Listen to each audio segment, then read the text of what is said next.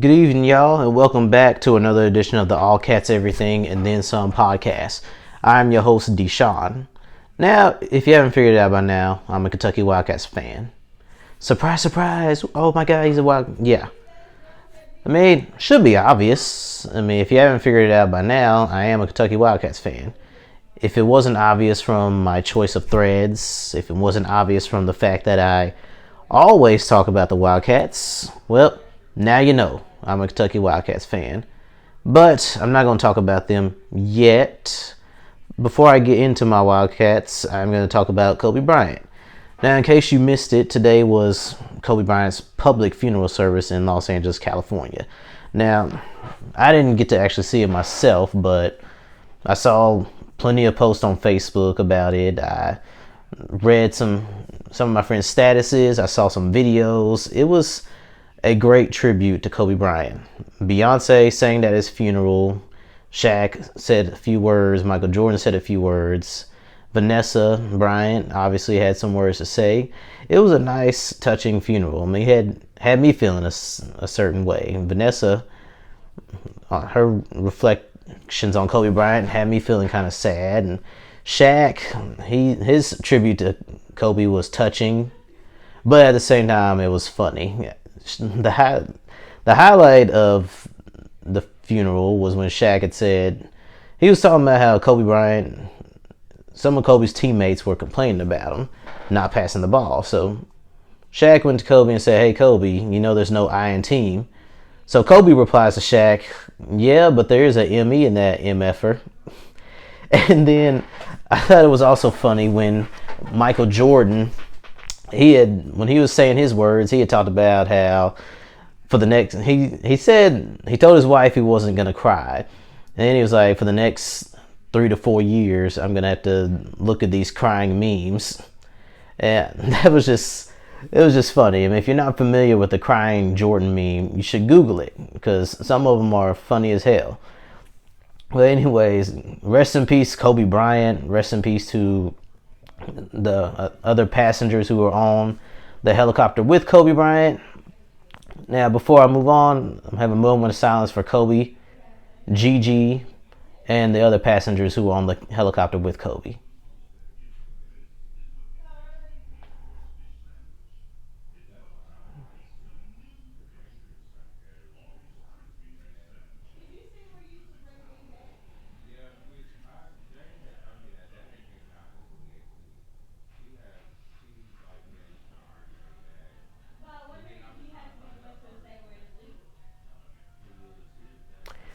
Rest in peace to Kobe Bryant, Gigi, and all the other passengers who were on the helicopter with Kobe.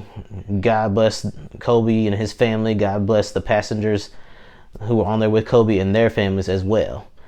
Now, moving on to the Kentucky Wildcats. Kentucky is playing pretty great right now. We're 22-5 overall. We've won 14 out of our last 16 games. But yet, we're still only ranked number 8. Now, that doesn't upset me too much, but here's the thing I don't get. So, last week, Kentucky was ranked number 10. Kentucky won both of their games last week, but yet they only moved up 2 spots. 2! What the heck, man? Only 2 spots? Come on. Put some respect on Kentucky's name. Like, only 2 spots? I'm not saying Kentucky should be the number 1 team in the country, but from 10 to 8, come on now. Kentucky was the only team in the top 10 last week that won all their games. Okay, I lied. They weren't the only one, but 6 of the 10 teams who were in the top 10 last week lost at least 1 game. But, I mean, I guess it didn't matter because Kentucky still only moved up 2 spots, but whatever. You know what? Keep doubting Kentucky. It's okay. I mean, let all the pressure be on Baylor, Kansas, and all the other teams who are ranked ahead of Kentucky. Because I'm not saying we should be number 1. Excuse me. But Kentucky should, I'd say, at least number 6. I mean, they won both of their games last week. And on top of that, they've won 14 out of the last 16 games. They've won 6 in a row since losing to Auburn. That 6-game winning streak matches the longest winning streak Kentucky has had all year. But you only move them up 2 spots? Like, come on. Y'all need to put some more respect on the Wildcats. Like, number 8? Come on. You tell me there's 7 teams in the country better than Kentucky? I don't think so. I'd say, if not number 1, Kentucky should be 5, maybe 6, but number 8, come on. I mean, Duke lost by 20 to North Carolina State. Baylor lost to Kansas. They were the number 1 team. So, I mean, I understand Baylor's not going to drop too far. San Diego State lost their first game of the season. I don't know who else was ranked ahead of Kentucky, but I don't know. Kentucky don't get no love from the media. I mean, I understand. I get it. That loss to Evansville, it was bad. I mean, Evansville, I believe, I don't know what their record is, but I don't think Evansville is even on the bubble to make it to the NCAA tournament. Yeah, the loss to Utah was also bad. I don't think Utah is going to make it to the NCAA tournament either. But Kentucky is a better team than what they were when they played against Utah. They are much better than what they were when they played against Evansville. Hey, isn't sports all about what have you done for me lately? I mean, at least that's what I thought. But I guess not. I don't know. Hell. But anyways, it's okay. I'm not going to complain about it. I just want Kentucky to play to the best of their abilities, which they have done since the Auburn loss. Kentucky, again, is 22-5. Got 4 games left. Tomorrow they play Texas A&M at Texas A&M. Then they've got to play Auburn. That'll be at Rupp. Tennessee, that'll be at Rupp Arena. And the last game of the year is against Florida at Florida. I mean, none of these games are going to be easy, but I do believe that Kentucky will win all 4 of these games and finish the regular season 26-5. Right now, we're number 1 in the conference, and as long as we don't lose anymore, we should hold on to that number 1 spot and go into the SEC tournament with the number 1 seed. Now, I mean, if Kentucky doesn't win the SEC tournament, I won't be upset. I mean, I really want Kentucky to win the NCAA tournament. I mean, the SEC tournament, it's nice, but I'd rather see a national championship. I mean, Kentucky doesn't hang banners for winning the SEC tournament. We hang banners for winning national championships. We hang banners for making to the Final Four. So that's what I want to see out of Kentucky. Now, February is almost over, which is a good thing and a bad thing. Good thing is the NCAA tournament is about to start. March Madness, my personal opinion, the best postseason tournament in North American sports. It's the best, in my opinion, because it's unpredictable. You got your Cinderella stories. You have your underdog upsets. You have dominant teams. You have it all. I mean, March Madness provides nothing but great stories. But the bad thing is, with March Madness coming, that means the season is almost over. And once the season's over with, you gotta wait till October before college basketball starts again. So it's a bittersweet feeling. I'm happy. I'm excited. I can't wait to see what Kentucky does in the SEC tournament as well as the NCAA tournament. Now, this is also the time where we have a great idea as to who will be back at Kentucky, who's going to leave, so on and so on. Now, Tyrese Maxey for sure is gone. Yes, he's been up and down all season long. He hasn't shot the 3 ball consistently all year, but he's shown enough flashes of brilliance to where he'll get picked up. Now, Maxey, whoever drafts him, they're drafting him based off his potential. They're not drafting him for what he is now. They're drafting him for what he could be 3 to 4 years down the line. Well, honestly, that's pretty much any NBA player. They draft based on what they could be 3 to 4 years later. Maxey, I don't know if he's a superstar in the making, but I think he has all-star potential. I think he'll go on to be a good NBA player. I think a player that he closely reminds me of is Lou Williams, somebody who can give you scoring in bunches. Now, Maxey more than likely will play the shooting guard in the NBA. He is a bit undersized. He's only 6'3". I mean, his wingspan's about 6'6". I mean, he'll have his struggles against shooting guards who are 6'6" and taller, but I think he's going to go on to be a fine NBA player. He can score off the dribble. He's a solid defensive player. He can knock down deep threes. Just needs to be more consistent with his three-point shot. He just needs to be more aggressive on the defensive side of the ball. Just needs to be more consistent on the offensive side of the ball. But overall, I think he's going to be good. The last mock draft I've seen, I think they had him going like 6th overall, which wouldn't be bad. The only bad thing about getting drafted in the lottery is 9 times out of 10, if you get drafted in the lottery, you're going to go to a bad team. You're going to go to a team that's going to be rebuilding. Now, that's not always the case.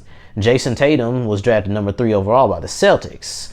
Boston, they wasn't a bad team. They was actually pretty good. They went to the playoffs the year before they drafted Tatum, but they had the number 3 pick by virtue of a trade with the Brooklyn Nets. I believe Ashton Hagans is gone. He came back after he had a decent freshman year, came back to improve, which he has. There's still some things Ashton Hagans needs to work on, but I think he's gone for sure. I mean, Ashton, defensively, he's awesome. That's his calling card, his defense. He is one hell of a defender out there on the perimeter. He's a good rebounding guard, good playmaker. Only problem with Ashton is he needs to work on his jump shot.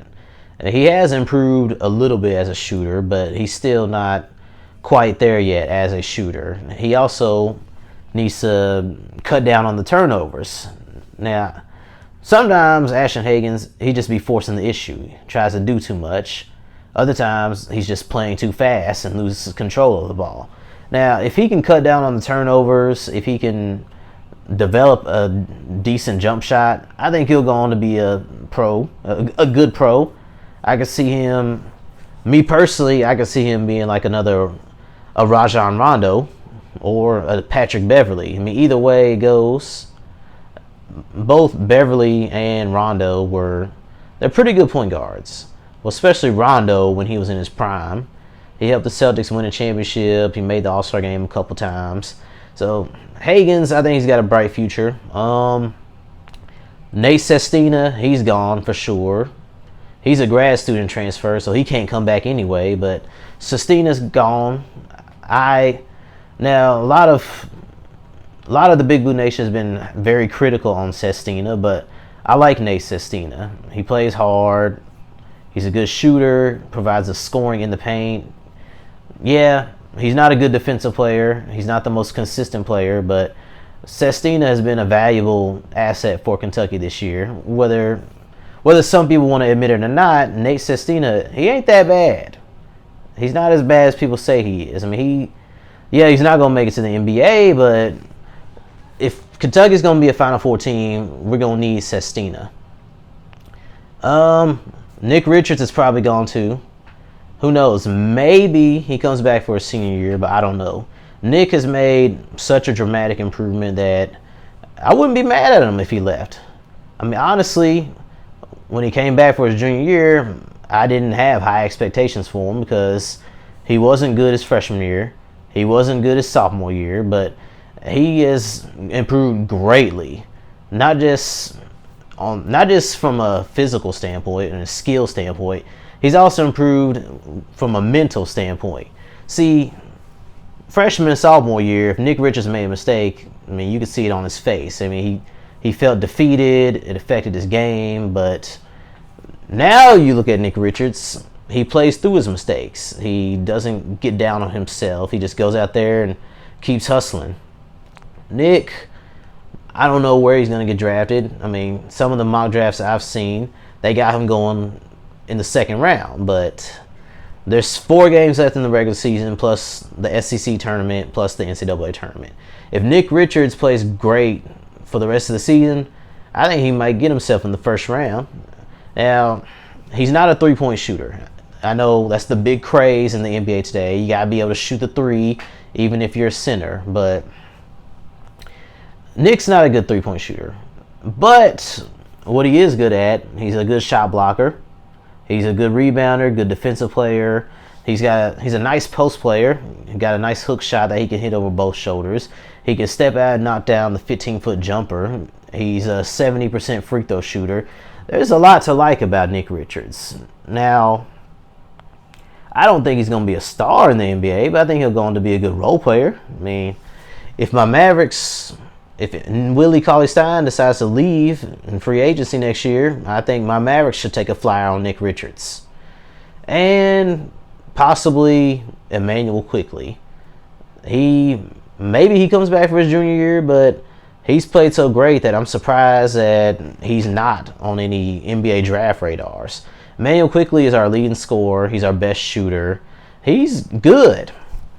Now, there are some things that Emmanuel Quickley struggles with. He's not a good finisher. He's not the most athletic guard, but he's a great shooter. He plays good defense.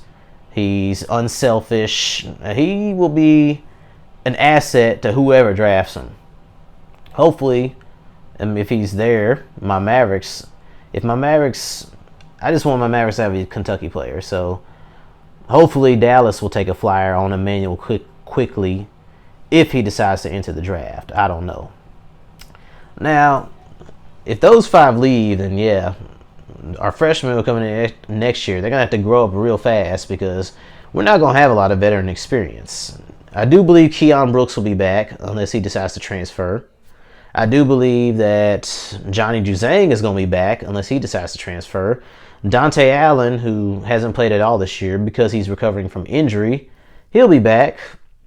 And possibly E.J. Montgomery. Now, he's the one player that I'm not entirely sure about. Last year, he put his name in the draft, but he decided to come back. He may do the same thing this year, but not come back. I don't know. But if he does come back, that would be great because we'll have an experienced front court player who has improved as the year has gone along. Now, Kentucky, like I said before, we're 22-5. We got 4 games left in the season. As I've said on many of my podcasts, I do believe Kentucky is a team that can go out there and get to the Final Four. Now, in order for that to happen, we'll have to shoot the ball a little bit better. I mean, we're not shooting the ball terribly, but there's still room for improvement. We need to be more consistent. We got to start fast. We got to end fast. Like, take the Vanderbilt game, for example. First half, we went down by 14.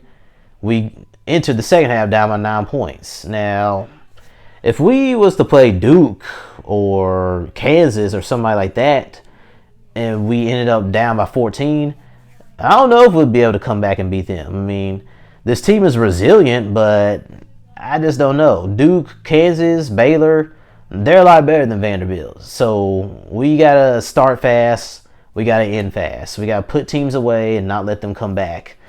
Oh, we also got to beat the press. Like, these last few games, teams have been pressing us, and it's been causing turnovers. I don't know what the heck's going on, but hopefully they work on it in practice so when teams throw it at us, we'll be ready for it and we'll know how to beat it.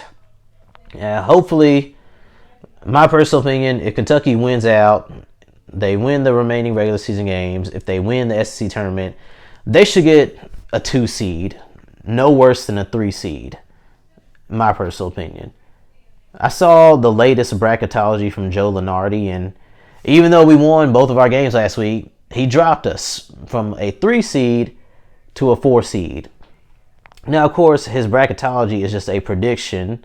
Doesn't mean it's right. Doesn't mean that's what's going to happen. But really, a 4 seed at 22-5, like, come on, Joe. Be serious. Like, Kentucky is better than a 4 seed, especially if they win out the rest of the season. Like, come on. Like, stop disrespecting us, man. Give us our due diligence. Yeah, I get it. We had the bad losses to Evansville. We had the bad loss to Utah, but we're better than that. Use the "what have you done for me lately" mentality. Kentucky right now is playing just as good, if not better, than a lot of teams. So Kentucky should definitely get something better than a 4 seed. But whatever, it's not my call. Whatever seed we get, just prove the doubters wrong. Prove that we can be a team that goes on to the Final Four and potentially go out there and win the championship. Because I know we can do this. Now, pretty sure some of y'all are tired of hearing about Kentucky, but luckily for you, this is the All Cats Everything and Then Some podcast. So now I just want to talk about the NBA for a little bit. Now, Joel Embiid, if you hadn't heard, he had delivered a hot take the other day. He said he is the best player in the NBA. Yeah, let that sink in. Joel Embiid said he's the best player in the NBA. Me personally, I like the confidence, but the best player in the NBA? Nah, he's not. Again, there's nothing wrong with being confident, but Joel Embiid, the best player in the NBA, yeah, I just don't buy that. I will say this, he is the best center in the game. Joel Embiid is one of the few centers as well as one of the few big men, whether we're talking power forward or center, who plays both ways. Joel Embiid is a great talent on the offensive side of the ball as well as on the defensive side of the ball. He's a pretty good low post scorer. He can knock down jumpers when he's got space. He has range out to the 3-point line. He's a excellent rim protector, a pretty good pick and roll defender. He talks a lot of smack, but he backs it up too. Only problem with Joel Embiid is, the big reason why I wouldn't say he's the best player in the game is because of his durability. Joel Embiid was drafted number 3 overall in the 2014 draft, but he didn't play his first NBA game until 2016. He missed all of the 2014-15 season because of an injury. He missed all the 15-16 season due to recovering from injury. And he only played 30 games in the 16-17 season. The 76ers sat him out, so he wouldn't. I don't know if it's because he was injured or not, but they didn't want to risk him getting injured, so he only played 31 games for the 76ers in his rookie year. Now, I gotta say, Philadelphia has been a disappointing team. They're good, and they're gonna make the playoffs, but I thought Philadelphia was a team that could potentially go out there, win the Eastern Conference, and then get to the finals. But, as the season has progressed, I just don't know. I don't see Philadelphia winning the Eastern Conference. It's either going to be, I think it's going to be Milwaukee. If not Milwaukee, it'll be Toronto who wins the East again. But it ain't going to be Philadelphia. Unless something changes in between now and the end of the season. But anyway, another reason why I wouldn't say Joel Embiid is the best player in the game is because he can be taken out of the game mentally. Even though he talks a lot of smack and backs it up, you can take him out of the game mentally and make him a non-factor. I've seen it happen way too many times.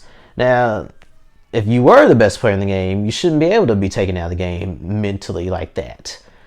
Again, I will say he's the best center in the game, but even that's debatable. Nikola Jokic, even though he's not a good defensive player, Jokic arguably is the best center in the game, if not Embiid, because Jokic, he's got the post game. He's a better shooter than Embiid, a better passer than Embiid. Doesn't get hurt all the time like Embiid, so it's debatable whether Joel Embiid is even the best center in the game too. So, yeah, my personal opinion, if you're not the best player at your position, then it's hard to say you're the best player in the league. Joel Embiid, I'd say he's top 10, but I don't know. He definitely ain't the best player in the game. I mean, Giannis is ahead of him. He's playing like an MVP again. Milwaukee's got the best record in the NBA. Milwaukee just clinched a playoff spot, and they've only played 56 games. They beat the Warriors record for the fastest playoff clinch ever in NBA history. LeBron, even though he's 35 years old, he's better than Joel Embiid. Still playing at a high level, still looking like an MVP. He's got the Lakers number one in the Western Conference. Anthony Davis is better than Embiid. Now, yeah, AD, he's injury prone too, but not as bad as Joel Embiid. Kawhi Leonard, he's better than Joel Embiid. Now, he doesn't play every game. He sits out because of load management, but Kawhi Leonard, one of the few star players in the league who is elite on both sides of the ball. My man Luka Doncic. I know he's only a second-year player, but I'd argue he's better than Joel Embiid too. He's got better durability, better playmaker, but I really can't hold that against Embiid because centers aren't asked to be playmakers. Unless you're Nikola Jokic. He's a damn good playmaker. A better playmaker than some point guards, if we're going to be honest. Luka's a better shooter than Embiid. Scoring, I'd say they're about even. Defense is definitely Joel Embiid, but yeah. Me personally, I'm not just saying this because I'm a Mavericks fan, but if I had to choose between Luka and Joel Embiid, I would choose Luka. Since he's younger, not as injury prone, still hasn't reached his full potential just yet. Maybe James Harden, maybe Westbrook, I don't know. So, yeah, Joel Embiid, definitely a top 10 player, but number one, definitely not. So, all right, y'all. I hope y'all enjoyed. I'm your host, Deshaun. Be on the lookout for my next podcast. Y'all have a great night.